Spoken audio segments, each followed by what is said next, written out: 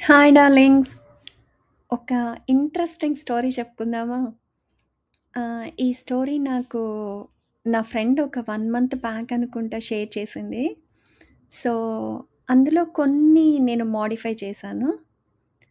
స్టోరీలోకెళ్తే ఏంటంటే, ఒకరోజు శ్రీకృష్ణుడు తన దగ్గరకొచ్చే భక్తుల కష్టాలు, దుఃఖాలు, సుఖాలు, బాధలు అన్నీ వింటూ ఉండరు. అయితే ఇదంతా చూస్తున్న పూజారి శ్రీకృష్ణుడి దగ్గరకొచ్చి, "కృష్ణ, మీరెంతసేపని వింటారు ఇవన్నీ? మీరు చాలా అలసిపోయి ఉంటారు కదా! కాసేపు విశ్రాంతి తీసుకోండి" అంటాడు. అప్పుడు శ్రీకృష్ణుడు ఒక చిరునవ్వు నవ్వి, "నాకు అలసట, ఒక కన్న తల్లి తన బిడ్డ ఏడుపు విని అలసిపోతుందా?" అని అడుగుతారు. ఇంకా ఆ సమాధానం విన్నాక పూజారి ఏం మాట్లాడాలో తెలియక మౌనంగా ఉండిపోతారు. మళ్ళా కొంచెం సేపటికొస్తారు పూజారి. వచ్చి, "కృష్ణ, అయినా మీరొక్కళ్ళే ఎంతసేపని వింటారు కృష్ణ. మీరు అలసిపోయి ఉంటారు" అంటాడు. అన్నప్పుడు శ్రీకృష్ణుడు అంటాడు, "నన్నెవరైతే నమ్ముతారో వాళ్ళ హృదయంలోనే ఉంటాను నేను. సో, వాళ్ళ విశ్వాసమే వింటుంది ఈ మాటలన్నీ" అని చెప్తారు. అప్పుడు అయినా కానీ పూజారి, "లేదు కృష్ణ, మీరు విశ్రాంతి తీసుకోవాల్సిందే" అని బలవంతపెడతారు. ఇంకా శ్రీకృష్ణుడు పూజారి మాట కాదనలేక, "సరే, నేను విశ్రాంతి తీసుకుంటాను. కానీ 2 షరతులు. ఒకటి, మీరిక్కడ కూర్చున్నప్పుడు దేన్ని మార్చాలని చూడొద్దు. 2, దేనిలో జోక్యం చేసుకోవద్దు" అని చెప్తారు. ఇంకా పూజారి దానికి, "సరే కృష్ణ, ఈ 2 నేను పాటిస్తాను" అని జెప్తాడు. చెప్తే ఇంకా కృష్ణుడు వెళ్ళి రెస్ట్ తీసుకుంటారు కాసేపు. ఇప్పుడు పూజారి కూర్చుంటారక్కడ. సో, పూజారి కూర్చున్న తర్వాత ఒక పెద్ద ధనవంతుడు ఒస్తాడు. వచ్చి సాష్టాంగ నమస్కారం చేసి, "కృష్ణ, నన్నెంత దీవించావు కృష్ణ నువ్వు" అని చెప్పేసి సాష్టాంగ నమస్కారం చేసుకునే టైంలో ఆయన ప్యాంట్ జేబులోంచి ఒక చిన్న వజ్రాల మూట కింద పడిపోతుంది. అదాయన చూసుకోడు. చూసుకోకుండా దండం పెట్టుకొని గుడిలోంచి బయటికెళ్ళిపోతారు. తర్వాత ఒక ముష్టివాడు ఏడ్చుకుంటూ, పరిగెత్తుకుంటూ వస్తాడు. వచ్చి గుళ్ళోకి మోకాళ్ళ మీదుండి, "ఏంటి కృష్ణ నీ లీలలు? నన్నెందుకు ఇంత దుర్భర జీవితంలో ఉంచావు? నాకెందుకు కృష్ణ ఇన్ని దుఃఖాలిస్తున్నావు" అని ఏడుస్తూ ఉంటాడు. ఏడుస్తూ ఉన్నప్పుడు తన మోకాళ్ళ దగ్గర ఒక చిన్న మూట తగలటం చూస్తాడు.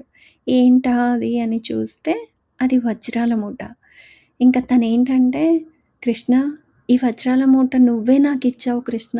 నా కష్టాల్లోంచి నువ్వే నన్ను బయట పడేస్తున్నావు" అని ఆనందంతో కళ్ళు తుడుచుకొని వెళ్ళిపోతూ ఉంటాడు. అప్పుడు ఈ పూజారి ఇదంతా చూస్తుంటే ఆయనకి చాలా కోపం వస్తది. అదేంటి, ముష్టివాడు అలా ఎలా తీసుకెళ్ళిపోతాడు తనది కానిది అని వచ్చి తన్నాపాలని చూస్తాడు కానీ, కృష్ణుడికిచ్చిన మాట గుర్తొస్తుంది. ఇంకా ఆగిపోతాడు. ఇంకా ముష్టివాడెళ్ళిపోగానే ఒక మత్స్యకారుడొస్తాడు.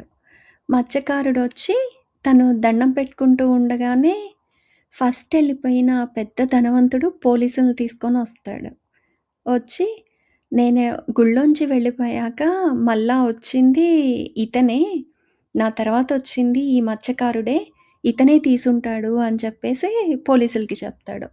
పోలీసులకి చెప్తే అతన్ని అరెస్ట్ చేసి వాళ్ళు తీసుకెళ్ళిపోతూ ఉంటుంటే, ఇంక ఇదంతా చూస్తున్న పూజారి ఉండబట్టలేక పరిగెత్తుకొనొస్తాడు.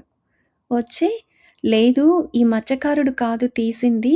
ఇతని కంటే ముందు ఒక ముష్టివాడొచ్చాడు" అని చెప్తూ ఉంటాడు.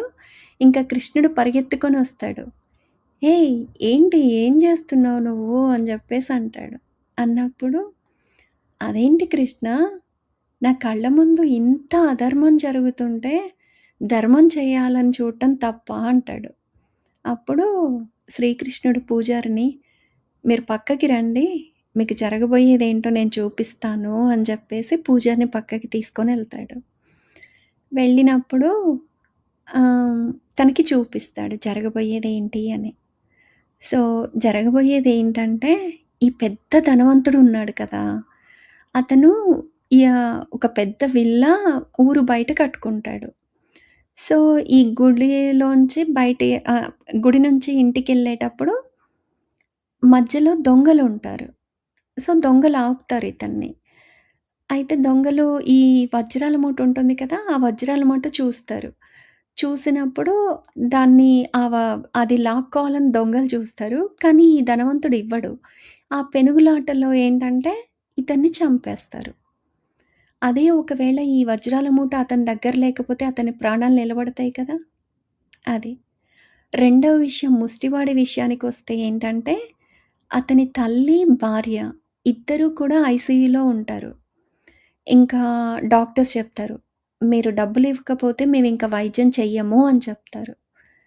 సో, ఈ వజ్రాల మూట ఏదైతే దొరుకుతుందో, దానివల్ల తన భార్య, తల్లి ఇద్దరి ప్రాణాలు నిలబడతాయి. ఇంక మూడో విషయం ఈ మత్స్యకారుడి విషయానికొస్తే ఏంటంటే, తనెప్పుడూ కూడా వేటకెళ్ళే ముందు శ్రీకృష్ణుడిని దర్శించుకొని, దండం పెట్టుకొనెళ్ళడం తన ఆనవాయితీ. సో, ఇప్పుడు తన వేటకి వెళ్తే ఏంటంటే, అనుకోకుండా ఒక పెద్ద సుడిగుండం తుఫాన్‌లో తను చిక్కుకుపోయి తన ప్రాణాలు పోతాయి. అదే ఇప్పుడు తను ఈ 2 రోజుల్లో జైల్లో ఉండటం వల్ల తనకి నష్టమేమీ జరగదు. ఇది జరగబోయేది అని చూపిస్తాడు. దీనివల్ల నువ్వేమీ కలగజేసుకోకపోవడం వలన, దానివల్ల 4 ప్రాణాలు కాపాడుతాయి. సో, అది విని ఇంక పూజారి బాగా హేట్ చేస్తూ ఉంటారనమాట. దీనివల్ల మనకేం అర్థమైంది? సో, మనం అనుకుంటూ ఉంటాం. అబ్బా! ఇది నాకే ఎందుకు జరిగింది?